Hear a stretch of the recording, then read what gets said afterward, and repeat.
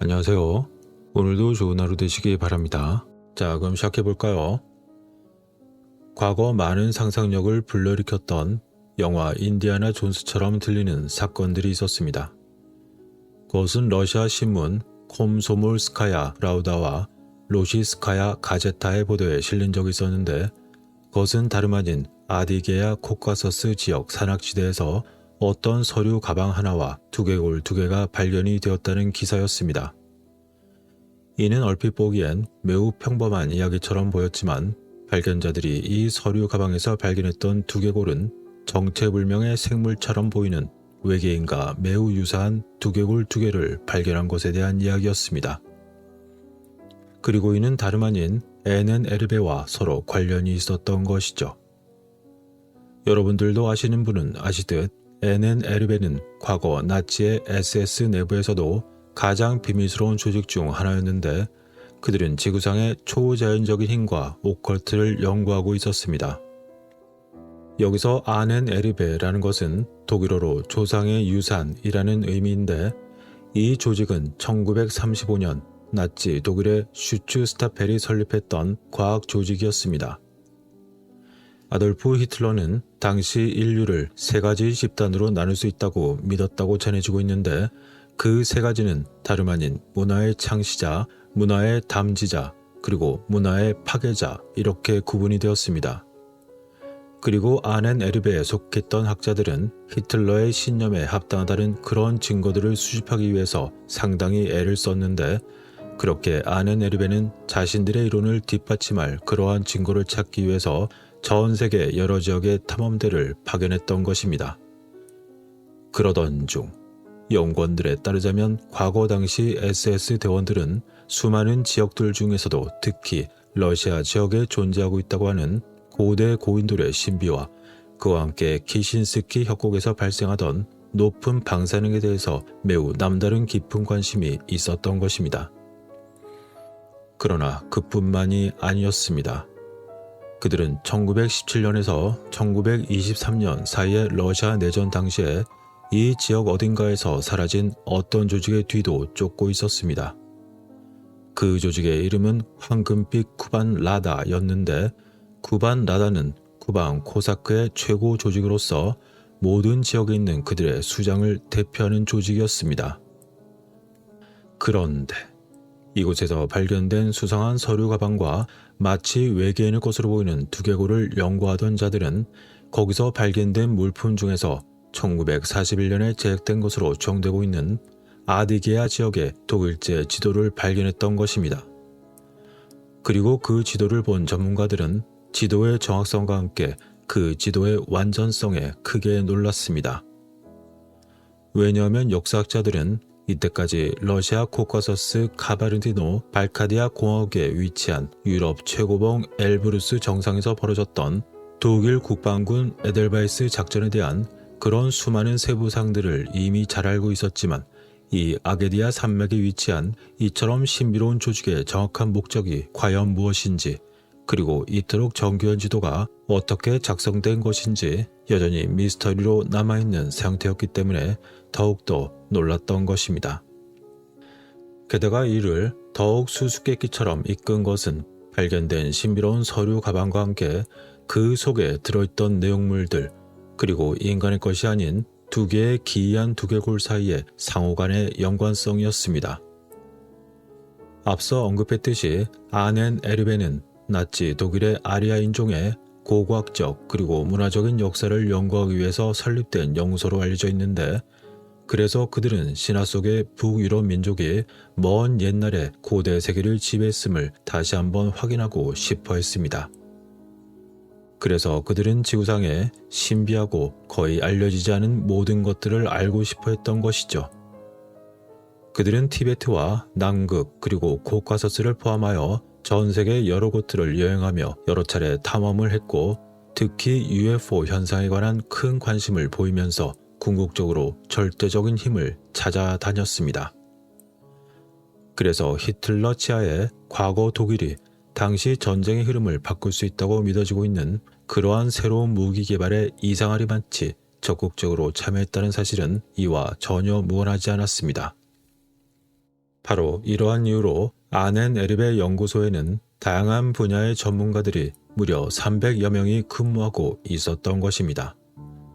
그리고 그들은 하나같이 모두 뛰어난 재능과 높은 교육 수준을 갖추었던 그들 중에서 고르고 고른 인재들 중에서도 가장 과학적 지식을 두루 갖춘 자들이었습니다.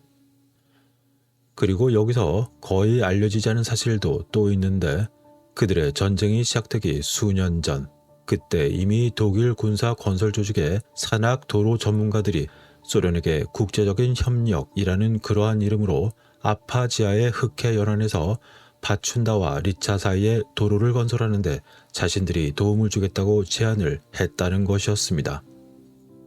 그리고 그런 사실을 아는 사람은 극소수에 불과했죠. 그러나 당시 도로 공사가 끝난 이후에 그때 독일 전문가들은 모두 의문사를 당하고 말았습니다. 그들은 실은 차가 도로 곡선권의 틈으로 빠져 그들 모두가 몽땅 죽은 것으로 밝혀졌던 것인데, 어째서 그들은 함께 그렇게 갈 수밖에 없었던 걸까요? 단지 우연이었을까요? 어쨌건 당시 독일인들이 건설했던 그 도로의 터널을 통해서 오늘날까지도 많은 관광객들이 리차 호수로 몰려들고 있습니다. 그런데 방금 말씀드린 이 전력적인 도로의 건설에는 사실 매우 불가사의한 이유가 있었다는 것이 조용히 알려지게 됩니다. 아넨-에르베의 학자들은 오늘날 관광지처럼 여겨지는 이 리차 호수에는 신비한 생명의 힘이 숨어 있다고 알게 되었던 것입니다. 그것은 다름 아닌 이 호수 아래 한 동굴이 있는데, 그곳에서 채취한 물의 성분이 인간의 혈장을 만드는데 매우 이상적이란 것을 밝혀냈기 때문이었습니다. 마이코프 국립기술대학교 경제경영학과 교수였던 보르모토프는 이와 관련한 은밀한 이야기를 다음과 같이 전했습니다.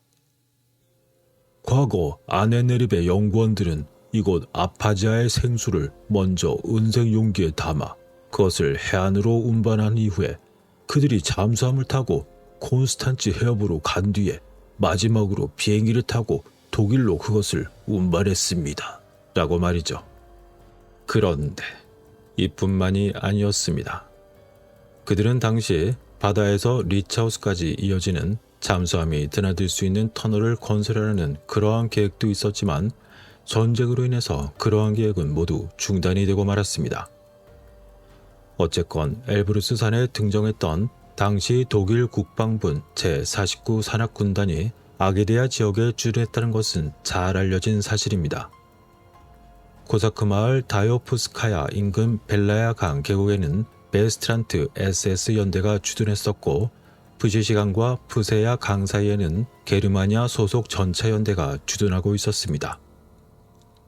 그리고 1942년 가을 제14 정찰대 제3 비행중대가 마이코프 공항에 방문했는데, 이 비행중대는 FW-189라는 쌍발 엔진을 탑재한 그 당시로서는 좋은 정찰기를 보유하고 있었습니다. 당시 이 항공기는 최첨단 정찰 장비를 탑재하고 있어서 많은 사람들이 비행 비밀 실험실로 여기고 있었던 것입니다. 따라서 아게디아 산맥에서 아넨-에르베가 수행했을 가능성이 있는 그러한 비밀 수사를 보호하기 위해서 이러한 정찰기는 매우 유용하게 사용이 되었습니다. 그리고 이러한 정찰기가 드나들던 마이코프는 독일 국방부 본부가 있던 그러한 도시였습니다. 그와 함께 그곳에서 코카서스 지역의 모든 독일 군사 작전에 대한 지휘가 조직적으로 진행이 되었던 것이죠. 그리고 1942년 가을 아게디아 산맥에는 명확한 군사 방어선이 없었습니다. 그런데 1944년 8월 당시 병사들이 산속 깊숙이 들어왔다는 보고가 있었습니다. 그때는 이미 전선이 이미 서쪽으로 훨씬 이동한 그러한 시기였기 때문에 병력이 푸셰키시 산에 배치된 이유는 불분명했던 것이죠. 그럼에도 불구하고 당시 나치가 푸셰키시 산에서 그들의 모종의 작업을 마무리할 시간이 없었던 이유는 과연 무엇이었을까요? 이러한 불가사의한 움직임을 설명하려면 아네르베 연구원들의 조사와 서로 연관시킬 수밖에 없는 걸까 하고 이렇게 스스로에게 질문을 한번 던져봅니다. 이에 대한 연구를 진행한 적이 있던 일부 연구가들은 과거 나치가 이 지역에 있는 선사시대 건축물에 대해서 매우 큰 관심이 있었다고 추정을 하고 있습니다.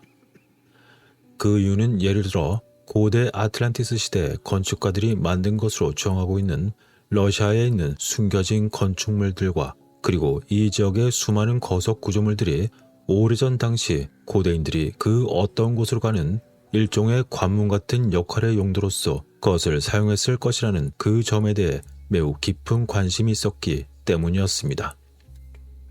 그리고 오늘날에도 일부 사람들은 이 지역에서 벌어진 특이한 사건들에 대해서 이야기하고 있습니다.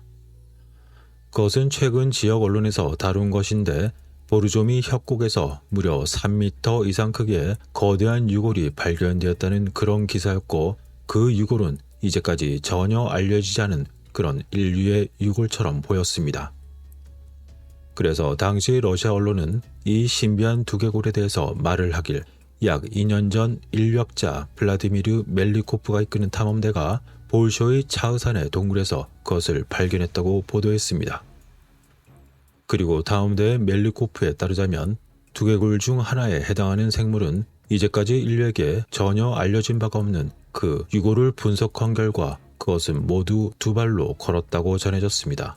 마치 인간처럼 말이죠. 게다가 이들 두개골의 가장 불가사의한 특징 중 하나는 당연히 있어야 할 두개군과 턱이 없다는 점이라고 탐험대 멜리코프는 말했습니다. 그런데 이 두개골의 눈구멍은 유난히 크고 그 얼굴 생김새는 사람과 매우 비슷했던 것입니다.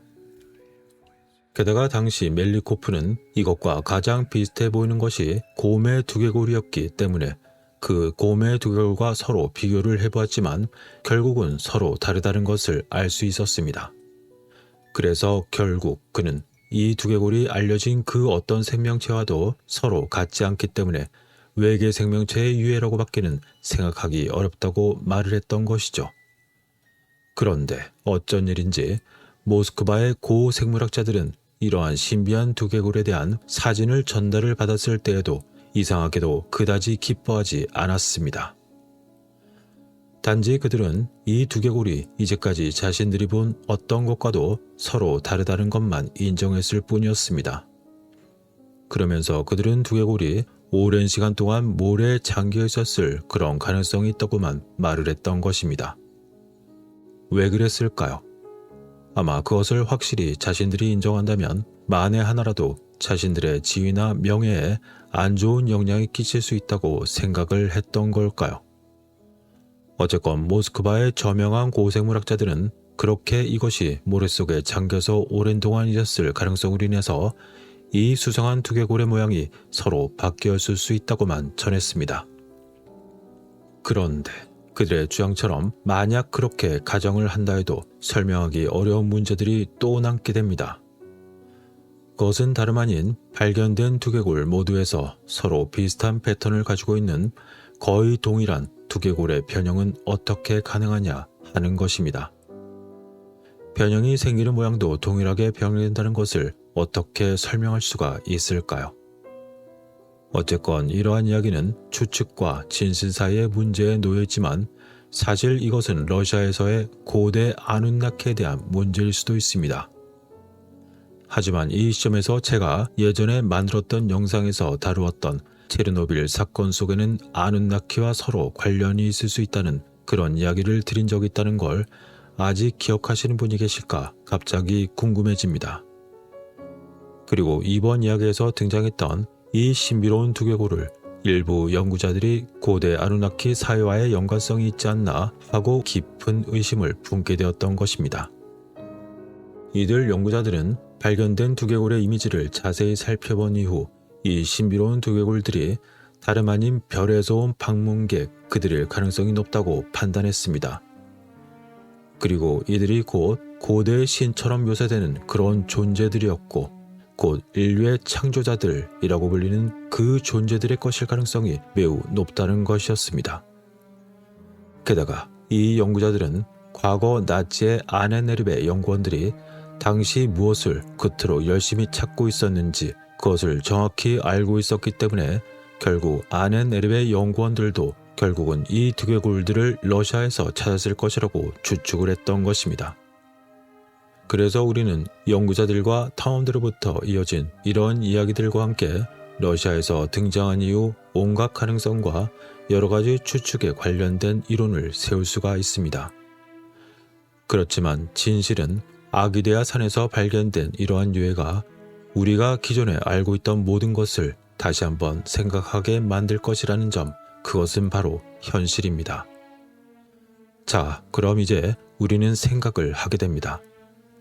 결론적으로 이 미스터리한 발견들은 분명히 세상에는 또 무엇이 있을지, 그것과 관련된 것은 무엇일지, 어떤 것일지 궁금해지는 것이죠. 그리고 과거 아넨 에르베와 비슷한 생각과 비슷한 것을 가졌던 또 다른 비밀스러운 기관들에 대해서도 다시 한번 생각을 하게 됩니다.